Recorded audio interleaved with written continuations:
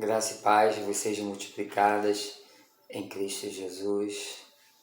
Hoje, mais uma vez, estamos aqui para estar bendizendo o nome do Senhor e para estar proclamando que Jesus é o Rei dos Reis e o Senhor dos Senhores. Vamos hoje a mais uma palavra da parte de Deus para abençoar a sua vida. Amém? E hoje eu quero estar compartilhando aqui o texto que está lá em 1 Tessalonicenses, capítulo 4, que começa assim: Finalmente, irmãos, vos rogamos e exortamos no Senhor Jesus que, como aprendestes de nós, de que maneira deveis andar e agradar a Deus, assim como estáis fazendo, nisso mesmo abundeis cada vez mais. Pois vós sabeis que preceito vos temos dado pelo Senhor Jesus, porque esta é a vontade de Deus, a saber, a vossa santificação, que vos abstenhais da prostituição, que cada um de vós saiba possuir o seu vaso em santidade e honra, não na paixão da concupiscência como os gentios que não conhecem a Deus.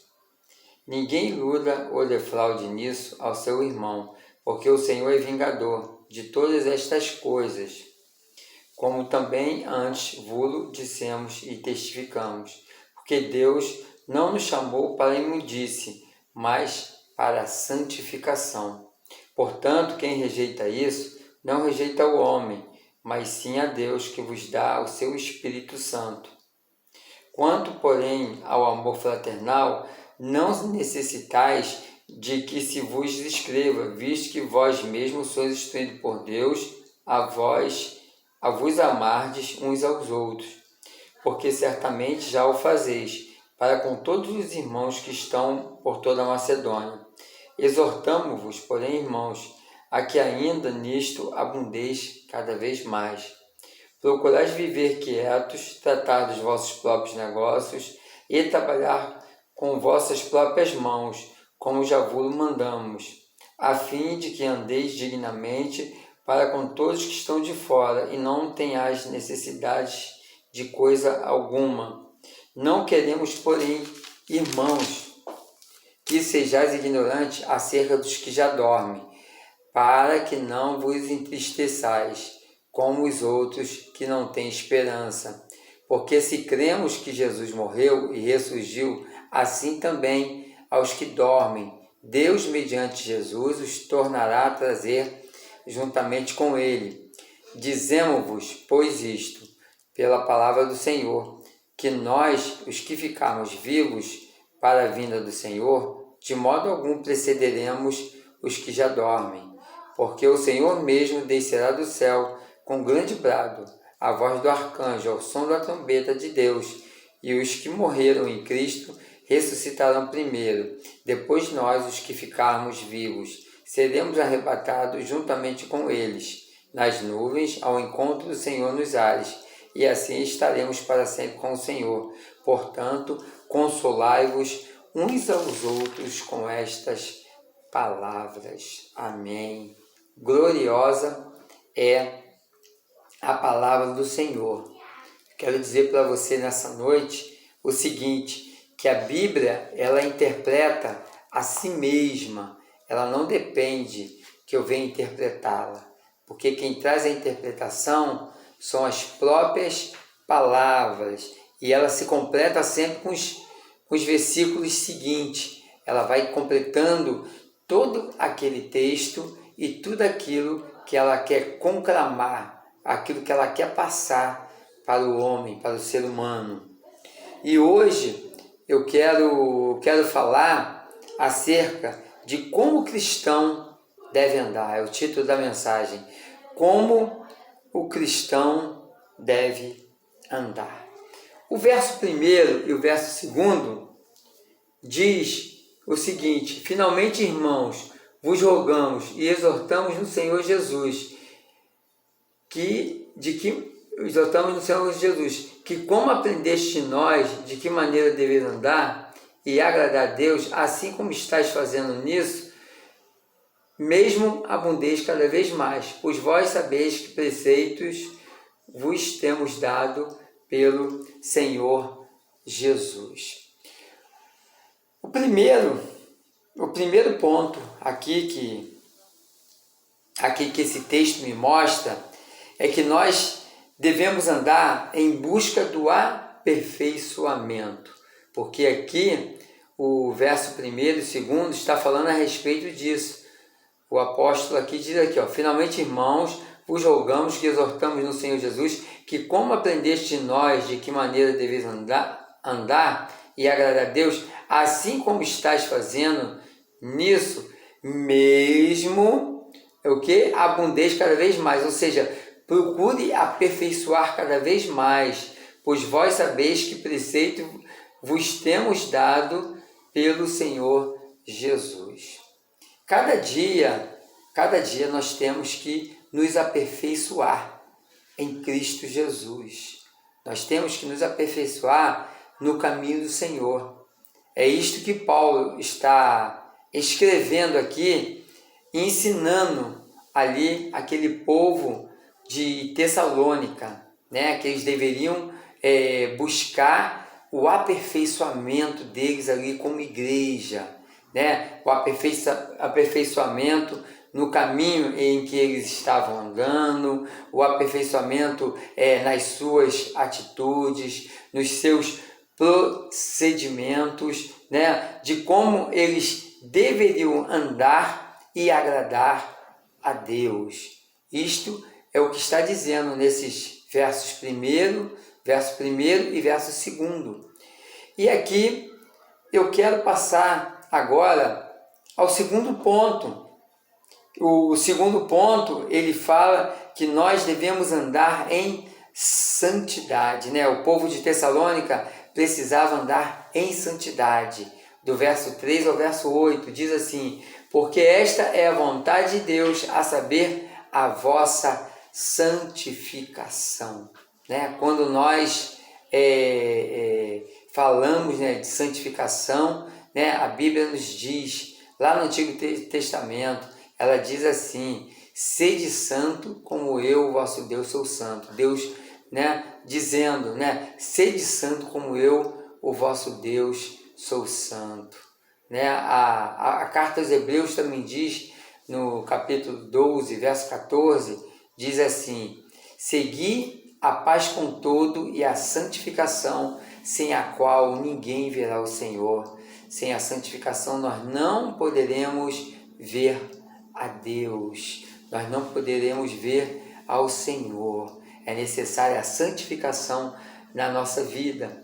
E ainda continua: que vos abstenhais da prostituição. Você não deve se prostituir com coisa alguma. Você não deve se prostituir com quaisquer que sejam as coisas dessa vida, tanto em relação ao pecado sexual, como também você se misturando, fazendo coisas erradas, se prostituindo com as coisas desta vida, né? Fazendo coisas que vão denegrir, né? Denegrir a imagem da igreja, a imagem de Cristo na sua vida. Se você está em Cristo, uma nova criatura, você né? Paulo estava dizendo para eles: olha, a vontade de Deus é só a vossa santificação, e que vos abstenhais da prostituição, que cada um de vós saiba possuir o seu vaso em santidade e honra. Eu e você, nós somos templo do Espírito Santo, ali como aquela igreja ali de Tessalônica. Aquela igreja ali era o quê? Paulo está escrevendo aos irmãos ali dizendo: olha, vocês são vasos de honra, vocês são templo do Espírito Santo de Deus. Então, vocês tenham o procedimento, a caminhada, né, o respeito para com Deus, o temor para com Deus, e se conserve como vasos de honra em santidade, né? O seu vaso tem que andar, o que tem que estar como? Em santidade e honra. não na paixão da concupiscência, como os gentios que não conhecem a Deus. Os gentios, eles andavam ao seu modo de vida. É como o povo do mundo. O povo do mundo, eles andam conforme o quê? O seu modo de vida, né? Ficam até as tantas da noite, né?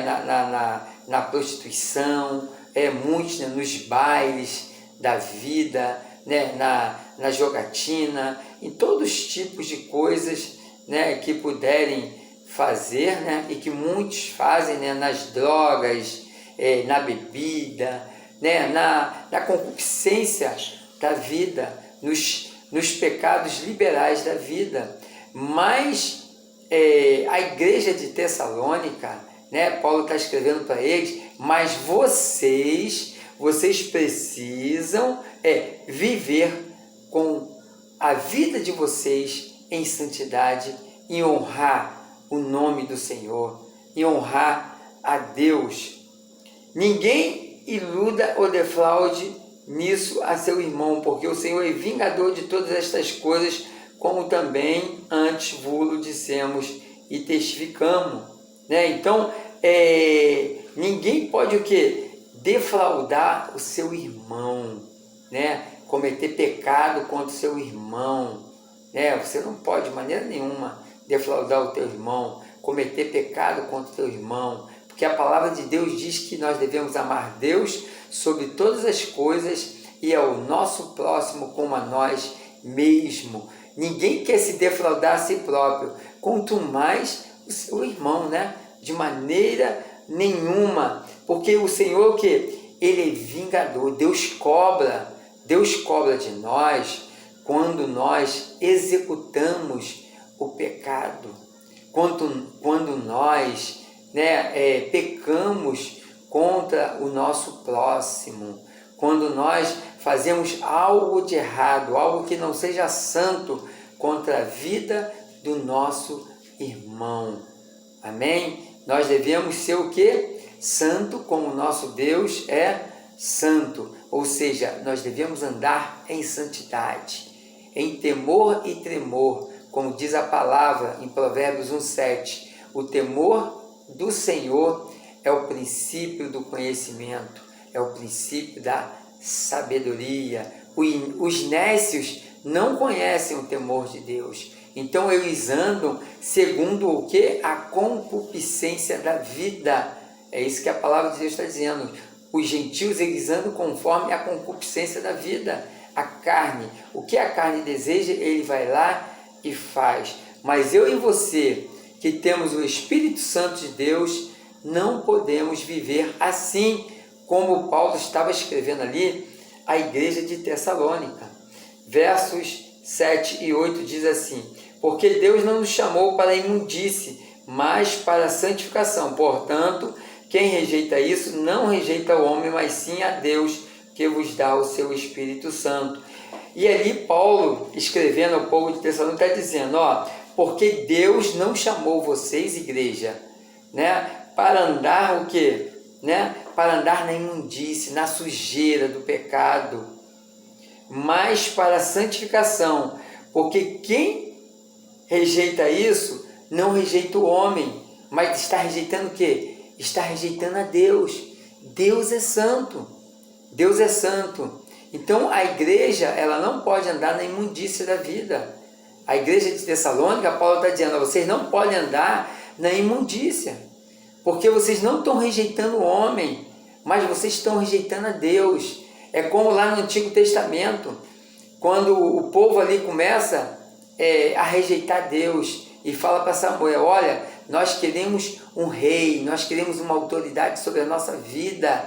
E aí Samuel vai reclamar com Deus, dizendo para Deus, Senhor, o povo está me rejeitando, eles estão pedindo um rei. Aí Deus diz assim, Samuel, eles não estão rejeitando o homem, eles não estão rejeitando a você, mas eles estão rejeitando a mim, porque Deus é a autoridade maior, Deus é a autoridade soberana, Deus é a autoridade soberana, como em um dos seus atributos, Deus é soberano.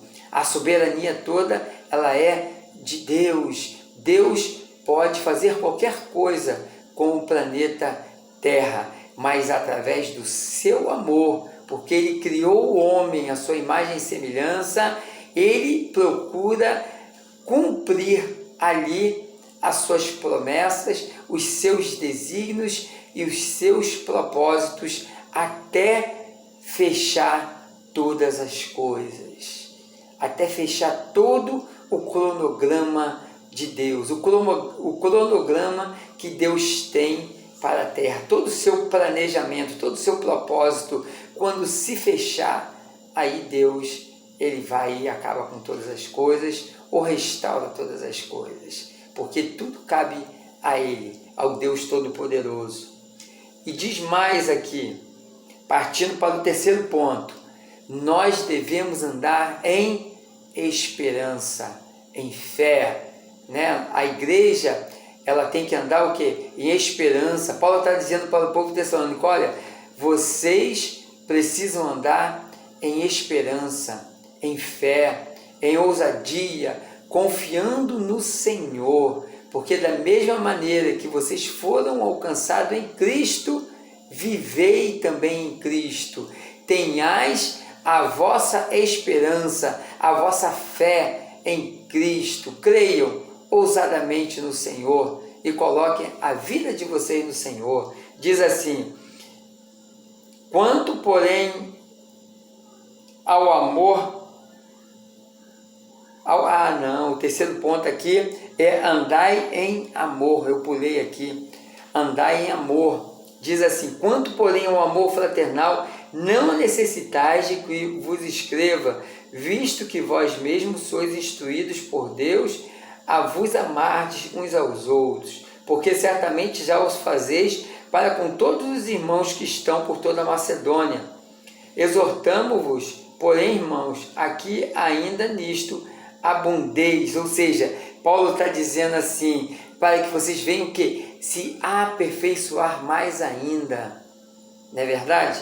Porque nenhum de nós, queridos e amados, alcançamos tudo aquilo que Deus tem para a nossa vida, mas nós devemos buscar o quê? O aperfeiçoamento, buscar mais e mais o Senhor. Isso que Paulo está dizendo aqui. Olha, eu sei do amor, igreja de Tessalônica, que vocês têm pelo povo, pela igreja da Macedônia, mas eu quero dizer o seguinte para vocês, eu quero estar orando por vocês, para que vocês venham o quê? Aperfeiçoar cada vez mais, vocês venham abundar, vocês venham transmitir, vocês venham o quê? Amar mais e mais os seus irmãos.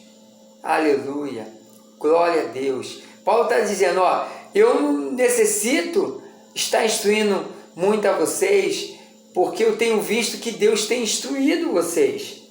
Está dizendo aqui, não necessidade que vos escreva, visto que vós mesmos estáis sendo instruídos, porque pelo próprio Deus, o Espírito Santo de Deus estava instruindo ali os irmãos, estava instruindo ali aquela igreja que estava ali na cidade de Tessalônica, estava instruindo eles a viver o quê? Em amor, né? A andar em amor, não somente entre eles, mas eles o quê? Eles praticavam amor também, socorrendo os irmãos da Macedônia. E Paulo diz, ó, que vocês venham o quê? Abundar cada vez mais em amor para com os irmãos da Macedônia e entre vós mesmos. Quarto, andai em honestidade, dignidade, né? Dignidade. Deixa eu beber um pouquinho d'água.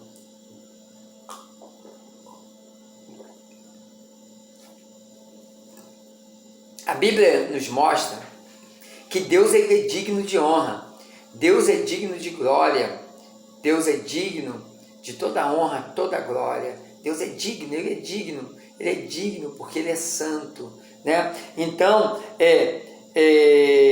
o quarto ponto aqui, nesta mensagem, nesse sermão, ele diz o que? Andar em honestidade, em dignidade, versos 11 e 12 diz assim, ó, e procurais viver quietos, tratar dos vossos próprios negócios e trabalhar com vossas próprias mãos, como já vos mandamos, a fim de que andeis dignamente, né? Dignamente para com os que estão de fora e não tenhais necessidade de coisa alguma, né? É como uma igreja que ela pega, né? E ali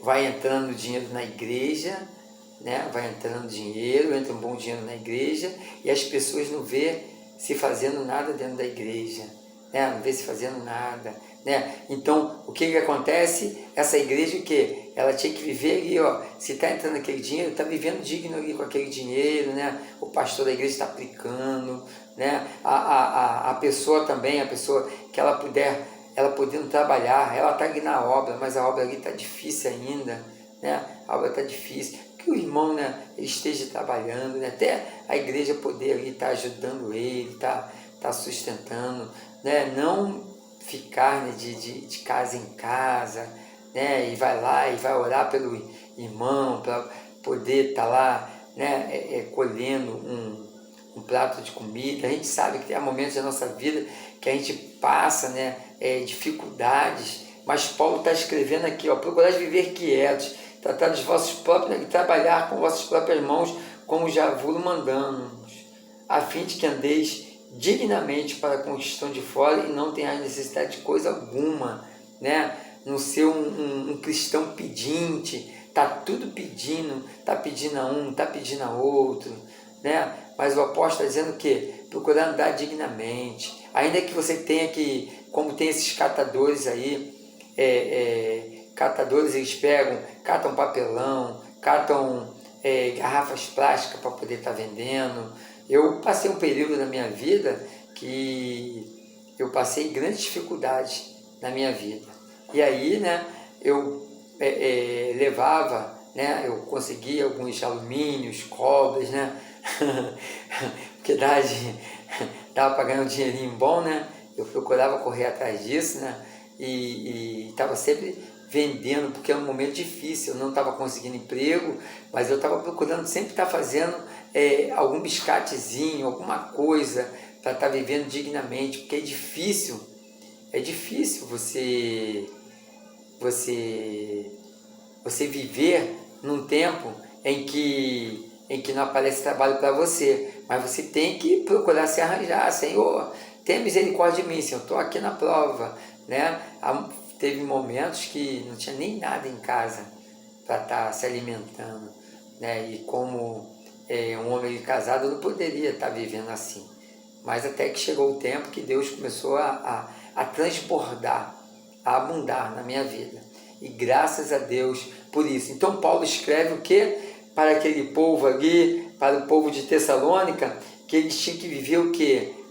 Quietos ali na sua vida ali, procurando trabalhar, procurando dar um bom testemunho, né? Um bom procedimento para as pessoas que estão de fora, né? Quantos nos dias de hoje têm envergonhado o Evangelho? Há muitas pessoas que elas não vão nem para uma igreja, né? Elas não entram dentro de uma igreja por causa disso, né? Não vai impedir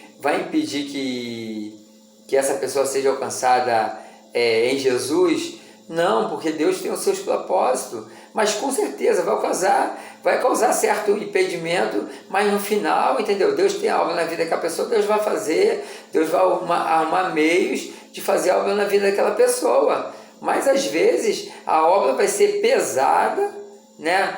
Há pessoas que poderiam ser alcançadas logo, de alguma maneira, mas às vezes se demora por causa do mau testemunho do irmão, né? Então, tem que andar o quê? Em honestidade, dignamente, né? Com o suor do seu próprio rosto, né? Eu sei que há momentos da nossa vida que nós passamos dificuldade, somos dependentes, mas nós não vamos ter que ficar batendo na porta da pessoa pedindo toda hora, né?